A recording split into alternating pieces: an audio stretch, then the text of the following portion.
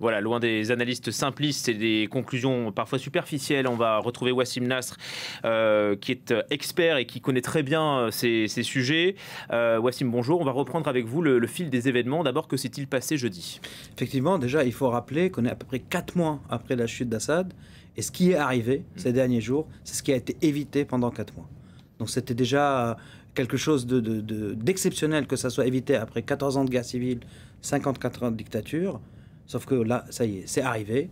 On va expliquer comment ça a démarré. Donc ça a démarré via des attaques, donc commandées a priori par un ancien du régime qui s'appelle Moqdad Fatiha. On a des images de lui. Donc c'est un personnage qui a du sang sur les mains depuis le début de la guerre en Syrie.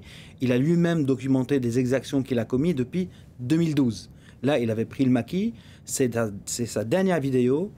Dans ses premières vidéos, il menaçait avant tout les Alaouites, en les traitant de traîtres, avoir abandonné le régime, etc., etc. Donc ces hommes à lui ont commis 81 attaques sur 32 sites. Donc à l'attaquer Tartous de manière simultanée. Première attaque coordonnée depuis la chute du régime. Des hôpitaux ont été attaqués, des postes, des checkpoints. Et on commençait par voir par exemple une tuerie qui a ciblé des policiers. Donc on a les images, c'était les premières vidéos donc de quelque chose qui avait démarré ou après le meurtre de ces policiers. Donc on voit de quelle manière ils ont été exécutés. Puis il y a eu une embuscade sur la M4. La M4 que j'ai moi-même traversée et qui marquait un petit peu la ligne de front entre Idlib et l'attaqué. Voilà les images de la M4. Si on peut entendre le son, vous allez entendre la puissance de feu et donc ce convoi donc, du nouveau gouvernement pris en étau donc, des deux côtés de la M4, l'ancienne ligne de front.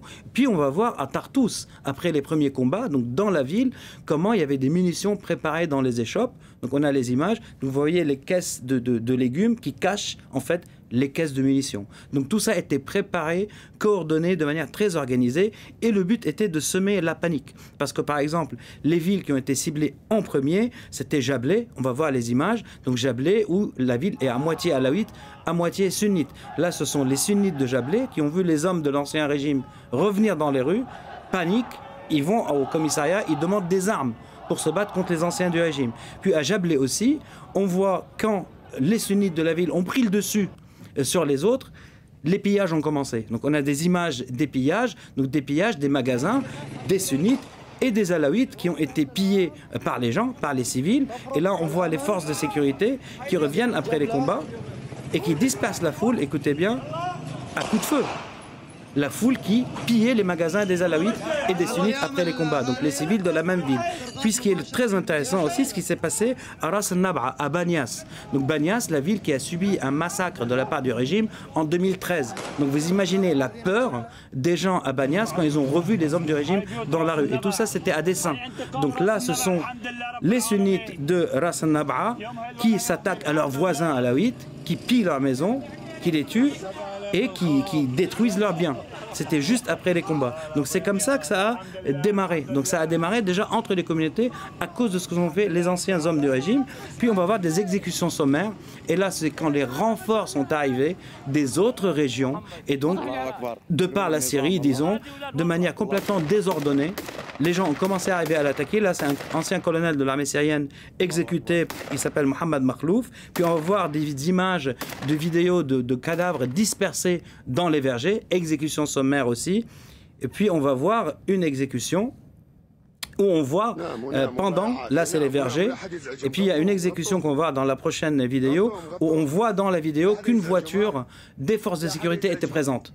Donc c'était le chaos, mais ça n'enlève en rien la responsabilité du peu de forces de sécurité qui étaient encore à l'attaquer, parce que rappelons-le aussi, on ne l'a pas dit, que les forces armées en tant que telles du nouveau pouvoir étaient retirées de l'attaquer depuis plusieurs semaines, et bien justement, pour éviter ce genre de débordement en mettant des forces de l'ordre inexpérimentées et qui n'ont pas pu faire face, en tout cas, à la flambée de violence par la main des anciens du régime. Donc l'objectif maximum était de détenir un territoire et couper le sanctuaire, disons, alaouite de la Syrie.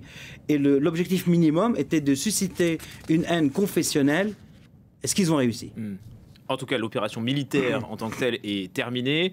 C'est ce que dit le régime syrien à l'attaquer. La réponse, Wassim d'Ahmad al-Shara, le dirigeant, dit qu'il ne permettra pas aux partisans du régime d'Assad d'entraîner le pays à nouveau dans la guerre. Et puis il lance cette commission d'enquête indépendante. Absolument. Donc, il a très vite réagi, disons-le, avec ce comité où il y a 5 juges, un avocat et un ancien colonel, dont 2 alaouites, pour faire l'enquête, de 1, mais aussi un comité pour la paix sociale qui aura un lien direct entre la présidence syrienne et les habitants de la zone côtière, donc avec une bonne partie d'alaouites. Donc, il a réagi aux antipodes de la façon à laquelle aurait réagi Assad il y a encore quelques mois. Assad qui récompensait les hommes comme Magdad Ftiha avec des postes, avec de l'argent, avec de l'influence au sein de son appareil d'État. Là, il y a une rupture très nette avec les deux régimes. Exactement. Il a dit, on va les trouver, on va les juger.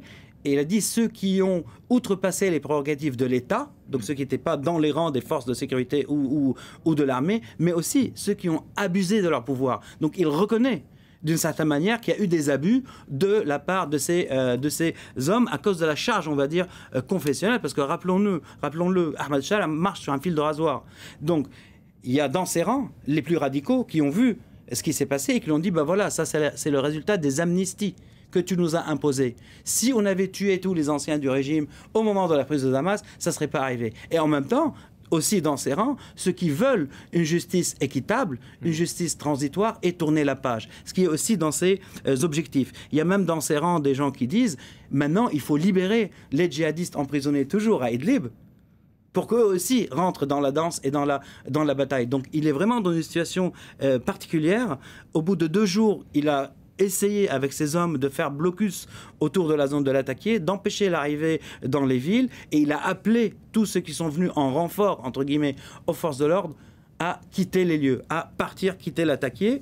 Et ce qui est aussi intéressant dans ces comités, donc les 2 qu'il a composés, ils ne sont pas composés de soutien d'Ahmad Shara, ils sont plutôt composés d'anciens opposants Ahmad Shara ou d'opposants historiques au régime qui n'ont pas de lien direct avec le nouveau pouvoir. Dernière chose sur les réactions de la société civile, on a vu des communiqués des églises de l'Attaquié dire attention à la désinformation, parce qu'il y a eu une vague énorme de désinformation pour amplifier ce qui se passait. On n'accueille pas les chrétiens chez nous, les chrétiens ne sont pas ciblés.